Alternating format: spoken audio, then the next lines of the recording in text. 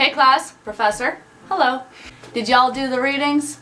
No, you didn't. It's November, which means it's cold outside, so it's the perfect time to sit back on your couch, get a cup of cocoa, and watch the new rom-com, The Holiday. These two good-looking individuals just hate the holidays, so they agree to be each other's date for a year to appease their families.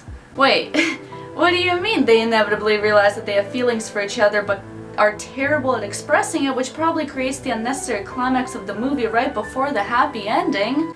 Huh? I haven't seen the movie, so it'll be really embarrassing if it's not like that, but I really feel like it is. So why is it that we keep watching these predictable and formulaic movies? Well, mainly because we don't read the predictable and formulaic books anymore. That's right, Twilight and 50 Shades of Grey are just examples of romance novels that transcend their genre and are being read by people outside of it.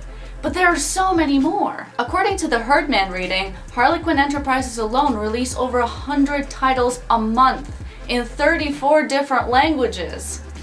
Are they all the same? No. Yeah.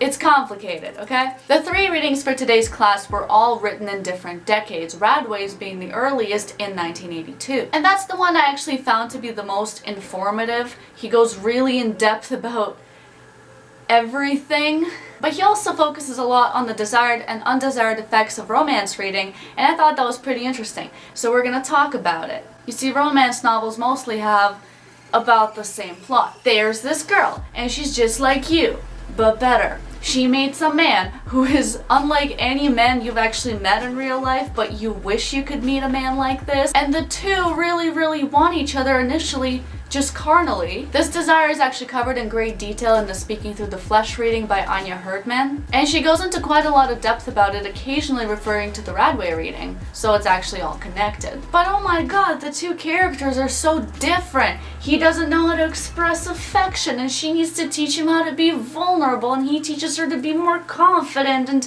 they fall in love, and that's it. We've all heard this story. We've all seen it coming. A lot of people, before buying their books, actually read through the last page to make sure the two characters do fall in love, because apparently people have commitment issues when it comes to books now. But how do you write that story? Well, according to Radway, you need to do 4 things. It's that easy. 4 things on top of this plot, on top of this myth that we all know. 4 things. Number 1. Write simple. Your readers cannot be doing work while they read. Complex sentence structure, out the window. Nuance, gone. Open-ended questions that require in-depth character analysis and thought? No, gross, stop it. What are you doing? Why are you trying to make me think? We don't do that here. Number 2, if your vocabulary is complex or versatile or at any point above a 6th grade reading level, you're doing it wrong. It has to be repetitive and simple. I guess that ties into point number 1. Number 3, elementary realism. The world you're writing about has to be exactly like mine, even if it's in a different time, because how else will I know that this thing can happen to me? I want love. I want this. Readers often take the description of the world they're reading about and just kind of take it as a fact that they know about their own world. When I was like 10 and Twilight came out, I've never heard of Phoenix or Forks before. But after that, I just kind of accepted, like, yeah, these are places in my world. Very often, writers will also use this technique called the aimless glance. That's when they take something super mundane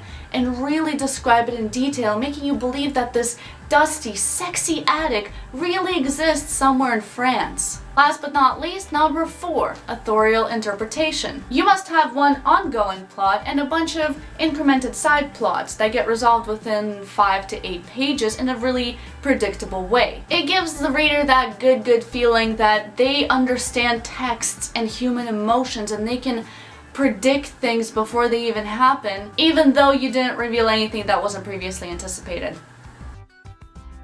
According to Radway, these 4 things make romance really easy to decode, which results in the perfect guilty pleasure leisure read, or as I like to call it, the pig puller.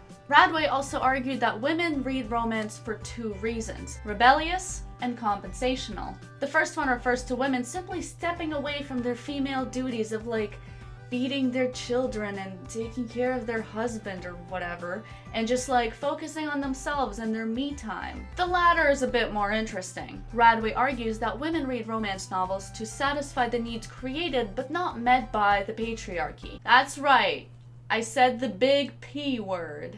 Women's emotions, feelings, and needs are constantly addressed in these novels. So well, in fact, that women often don't even think about why they feel unsatisfied with these things in the first place. Since reading is the type of activity that is usually performed alone, women rarely got the opportunity to talk to others and connect and explain their dissatisfaction that made them want to read these books one after another over and over. But luckily that is slowly changing. At least in 2012, we got a little blessing in disguise called 50 Shades of Grey. Oh man, women were really talking now. Mostly about how bad that book was. But they're talking about a sexy book nevertheless, something kind of unheard of before.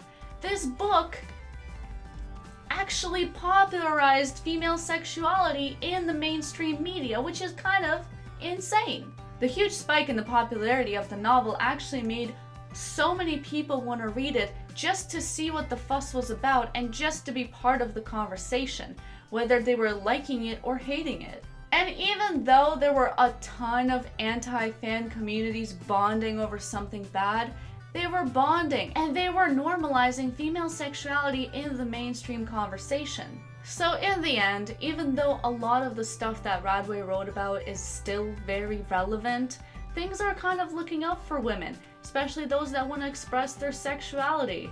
Do we see how low the bar is? Anyway, this video was written, shot, and edited in one day, so I hope you enjoyed it. Bye!